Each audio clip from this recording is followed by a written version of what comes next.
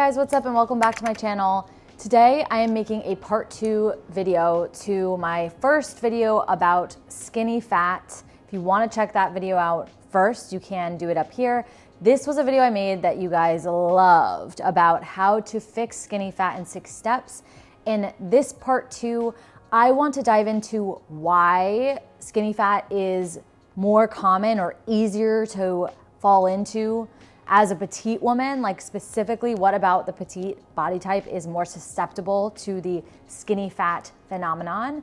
And then I also want to dive deeper into how to fix it, exactly what foods to eat, exactly what kinds of workouts you need to do to start to change your body composition and move away from skinny fat and into skinny fit. Please cancel me now for saying that. No, I am just kidding. I don't really like any of these terms, but they are really widely used. So I'm going to use them for the sake of this video, but I don't walk around using these terms anywhere else. It's really just so that we have, you guys know what I'm talking about. So if you liked my first video and you like the second video I'm making now, please give it a thumbs up. If you struggle with skinny fat, give us a thumbs up, and we're going to talk about it. I'm going to get you guys solutions, real solutions. You can start to really change your body in this video right here. So if you're anything like me, then you've probably struggled with having a lot of excess fat, and maybe you're probably definitely watching this video because you feel like you identify with the term skinny fat. I did too for the basically my entire life until I started understanding the science of my body and really started training and eating in a way that was more conducive to changing my body composition, which is what I'm gonna show you today. So what I looked like back when I was skinny fat, I'll show you some pictures here. Basically, I was doing tons of cardio. I was doing ab workouts. I was doing like ab challenges. Like one of my favorite creators, even today, I still love her, but one of my favorite creators at the time was like Blogilates, Cassie Ho. I was doing those like Pinterest ab workouts thinking that they would help me look toned and defined. And instead, I just looked skinny fat. Like I basically had cellulite. I had a lot of I still had fat in my belly. And even if the scale was moving down because I was so focused on weight loss, I was not losing fat, I was just losing muscle. So I just, as a result, did not make any positive changes in my body composition. I was looking at the scale and seeing it go down and thinking I was moving in the right direction. But as you can see from these photos, I still carried a lot of excess fat and it just was not working. And I was doing a lot of cardio, think a few miles a day, running, severe dieting. We're gonna talk about how this plays into leading to skinny fat. And where I am today, so you can see kind of the transformation and the journey over time. If you guys obviously have seen my Instagram, you know it's a very different situation now. I've shared my whole journey over the years. But today I've really changed my body composition. I mean, I'm probably around 16% body fat. I have a lot of lean muscle that I've built up over the years. I focus on, strength training and really fueling my body, doing workouts that help me build lean muscle mass so I can have that tone and definition, have it show through. And so there's a lot that have changed over the years as far as my habits and my nutrition and my fitness that have gotten me to where I am today and gotten me out of the skinny fat phenomenon. And in coaching literally thousands of petite women in our community, I have seen that skinny fat is super common for us, and I think I know why. So let's talk about the science of skinny fat. The science of skinny fat, and this will also show us why it is so common for petite women to fall into this trap. Basically, what causes skinny fat is severe restrictive diets, excessive cardio, or the holy grail would be them together, and no emphasis on strength training, not eating enough calories. So basically, if you have ever seen the calorie calculators in your life, I talk about them a lot on this channel, and you've gone on a calorie calculator and you filled out, your height is one of the factors that plays a role, your age, your activity level, and it gives you a number that's really low. Like for a petite woman, it's probably gonna give you a number like 1,200 calories or less a day. You start following that diet, right? You're in a low caloric deficit, a steep caloric deficit. You're dropping your calories down, and you do this for years, or you do it on and off like you yo-yo. What happens when your body starts to receive less calories is it moves into a state of needing to hold on to what it has, the energy it has, because it's it's called metabolic adaptation. Basically, your metabolism slows down and your body is going to hold on to fat because it's literally not safe to let go of your fat stores. You're telling your body, I'm not feeding you anymore, and your body's going to say, well, then I'm keeping what I have, right? Because I don't know if I'm going to get it again, and it's trying to survive. So what happens is your body starts to let go of muscle mass because muscle requires more calories to maintain than your fat stores. So if you're not eating enough calories to begin with, obviously your body's gonna say, okay, muscle's going first. Like, let's get rid of the muscle. We don't have time for that. We don't have energy for that. And it's gonna hold on to fat. This is what creates the skinny fat body composition. And you get there from under eating and over exercising through cardio, because cardio is catabolic. It promotes muscle loss. And so you end up with this physique that is higher in body fat. It's stressed. You might feel really unbalanced in this state, stressed, tired, very hungry and irritable, physically weak. Like, these are the things I felt when I was doing these types of, engaging in these kinds of behaviors in order to get some, I thought it would help me get more toned and fit. That's why I was doing it. That's the only reason I was doing it. And literally the opposite happened. So metabolic adaptation, that's when your metabolism is slowing down to meet the calories that you're eating. Basically, you eat less, it's going to slow down to have a new maintenance level. Metabolic adaptation, or slowing your metabolism, actually prevents fat loss. So literally, when you diet and you slow your metabolism, you're also preventing yourself from losing fat. It's like so counterintuitive, but that is how the body responds. Now, I think petite women like us, me and you, 5'4" and shorter, we are more susceptible to this because we are more prone to enter really steep calorie deficits because of the really, excuse my language, shitty information on the internet. These calorie calculators, these, MyFitnessPal that gives us recommendations. It is using an equation that might work well for someone who's taller, someone who's eating in a caloric surplus. But if you put all the low numbers in there, low height, and you're already eating a low number of calories to begin with, it can give you really dangerous recommendations. It can give you under 1,200 calories a day recommended daily intake. Let me know if that's happened to you in the comments. I know it happened to me, and that's why I ended up in that situation. And because we're starting to, as petite women, we try these calculators, we go low, that's when it leads to the skinny fat situation. So I think us petite women are extra susceptible to it. Our daily caloric needs are lower than others, so these calorie calculators are giving us super dangerous recommendations, and it's not helping us achieve our goals in the long run. So understanding the signs of skinny fat is really important because it helps you understand and start to really trust that doing excessive cardio, ab workouts, crunches, and restricting your calories and dieting, cutting out food groups, will not actually help you fix skinny fat. It will only make it worse. You literally will not lose fat by decreasing your calories and doing cardio and excessive amounts of exercise and ab workouts. In the long run, you're just slowing your metabolism. So you might see a little bit results at first, but that's not what we're talking about. We're talking about the long-term goal, where you want to be at the, your end result, or you're on the journey to your ideal body composition. I also have to tell you, right, having body fat as a woman is healthy and important. So you do need, a certain amount of body fat to be healthy. You'll see men can drop fat faster, easier, and they can go way lower in body fat percentage than women. I think it'd be helpful to just throw up a picture here and look at what different body fat percentages look like on women versus men, so we can just see. This is just ballpark. Everybody is different. Everyone has genetics playing a role in if their abs show or not, stuff like that. But generally you can see that, men at 10 to 12% body fat look like they can go that low. But a woman at 10 to 12, first of all, you will not have a period at 10 to 12. Anything under 15%, you are at risk of losing your period as a woman. So it's not healthy. It's not, going to help you feel strong and healthy, and you're not going to have irregular hormones. So you can already just see from this diagram, the percentages are higher for women naturally, and that's healthy and okay and normal. So us women, we're not, we have to really be careful to understand that fat is healthy, and having some body fat is normal and totally fine.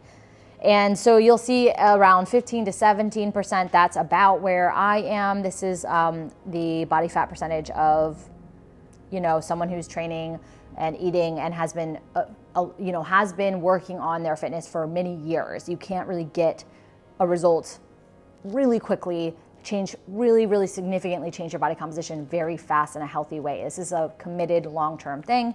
20 to 22%, around there is the standard athlete's body fat percentage. Like 20% is like a standard body fat percentage of an athlete. And then we're looking at upwards of 22% is like I don't like the word normal, but like quote unquote normal body fat percentage for women, anything above like, 25, 30, whatever. So this is just to show you, give you some ideas of what does different body fat percentages look like on different bodies, men versus women. Okay, so here are the 3 things that I want to really give you the tools to fix skinny fat and go in more depth with it, really give you a plan that you can just take and run with. Okay, so step 1 is you need to stop using excessive cardio and doing those ab challenges and start focusing on resistance training, strength training, lifting weights in order to build that lean muscle mass. Why? Because when you build muscle, you are able to increase your metabolism. Remember that they burn a lot of calories just to maintain. So when you add lean body mass muscle to your body, you are going to burn more calories at rest for the rest of your day while you're sleeping, all of that stuff. So building lean muscle mass is the first important step. And it also is going to be what gives you that tone and that definition. You're not going to get tone and definition and, that sexy look from running all the time. You have to build some lean muscle mass in order to have that toned look.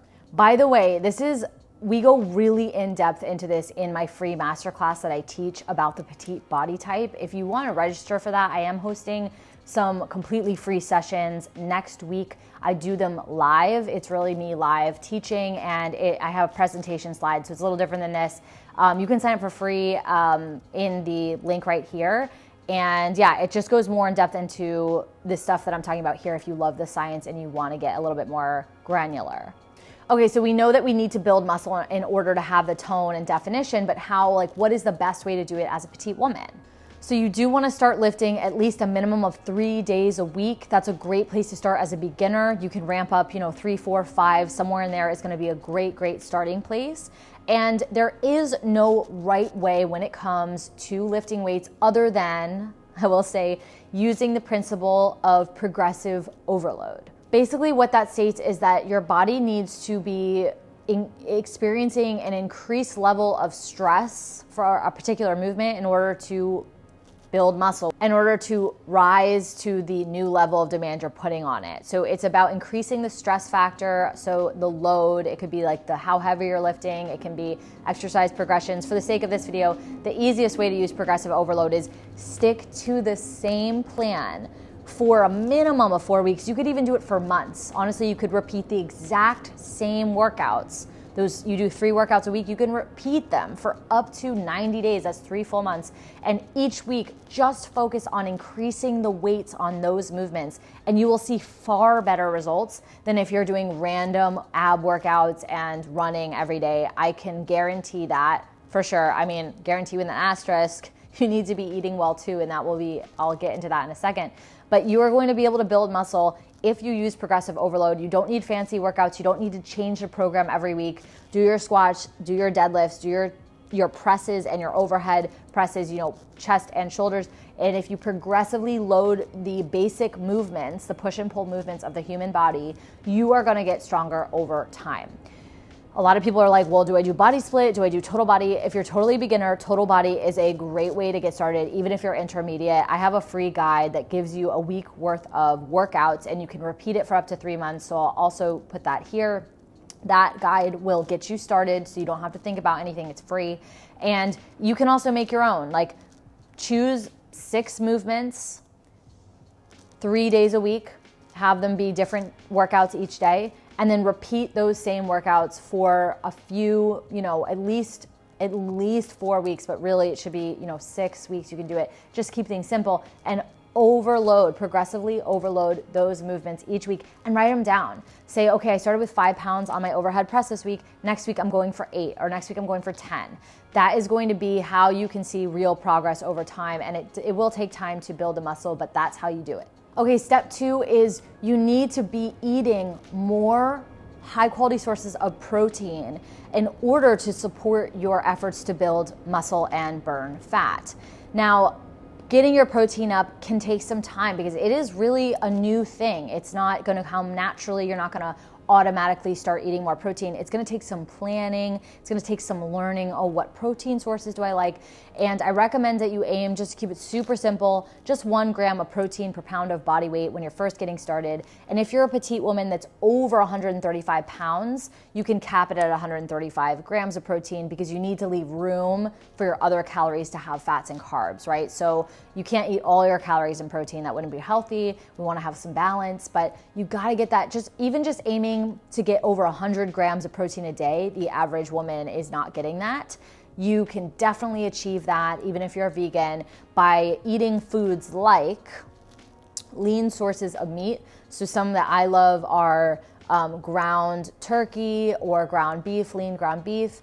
You can do chicken breasts, which everyone hates because it's plain, but you can dress it up in a lot of ways. You can do Cajun, you can do chicken pizza. There's like so many ways to take these foods and make them exciting. You can do shrimp, cold cuts.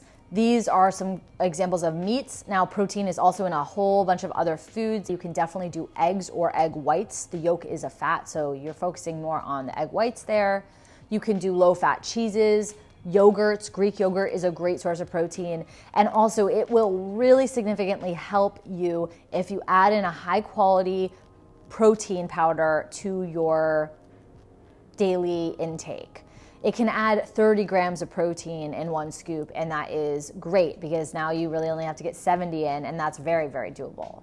You can also add protein powder to your yogurts, to cereals, to shakes, to oatmeal, to chia pudding, to overnight oats, to literally, it can go in so many different things. It's so easy to integrate into your lifestyle.